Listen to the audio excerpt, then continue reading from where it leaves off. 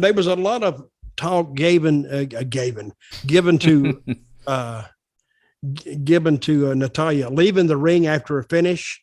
Yes, she just got up and walked out.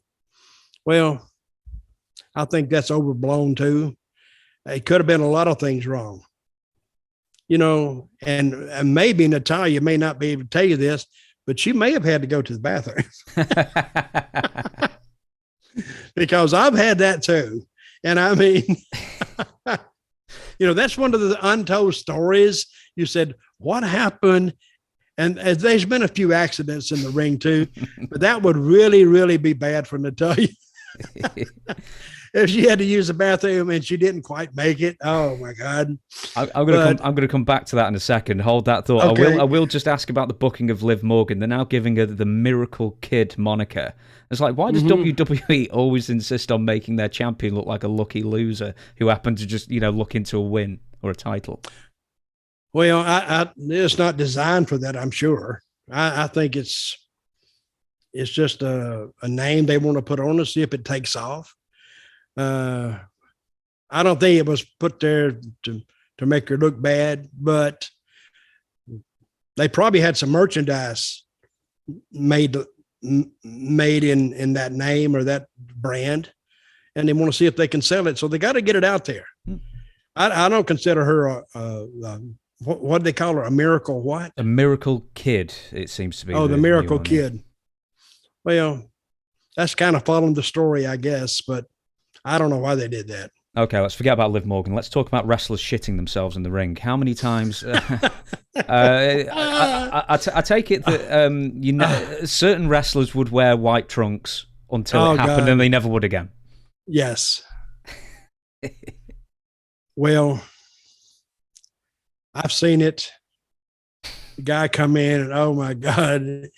Of course, we know we would kind of have a clue about what happened. Somebody would come to us and said, "Oh my God, Bill shit himself in the ring." I would go, "What? A match bad?" He said, "No, he actually shit himself on himself." Oh my God!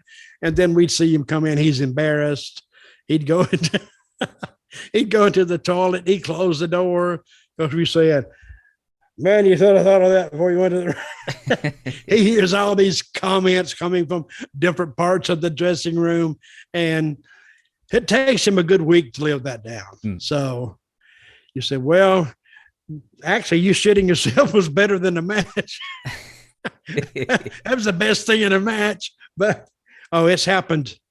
It's happened several times to guys. I might as well. I shit myself at a gig once. I wasn't even drunk or anything. When you just take a risk. How does this podcast go from talking about Vince McMahon and NDAs? Well, he shit the bed in a metaphorical sense. So what were you on now? Oh, I don't even know what I was. I wasn't on anything. I just took a risk with the fart, and it went all wrong. Going back on wrestlers who've shit themselves. Right, there's CM Punk who's admitted it. A few other people have admitted it. There's a rumor going around that Sid sharted in the main event of WrestleMania against The Undertaker. You were gone from the company by that point in early '97, but is that a rumor you've ever heard? Well, I heard this too. Andre the Giant did it one time on Bad News Brown / Allen. Yep, he did it on him, but he was doing his in the corner, sit down on him. Oh my God, there's video of it somewhere. And can you imagine Andre having an upset tummy? Oh, well, and it just Bad News Brown, is that his name? Bad News Brown? Yeah. He had to leave, I think, before the match was over. The match was at a count out, was it? Or disqualification? Maybe the referee smelt it and called for the bell. Well, I guess it was a count out or whatever it was, but I'm glad it happened in a, well, I'm not glad it happened, but it was a good thing it happened in a non-title match because the guy was done at that point.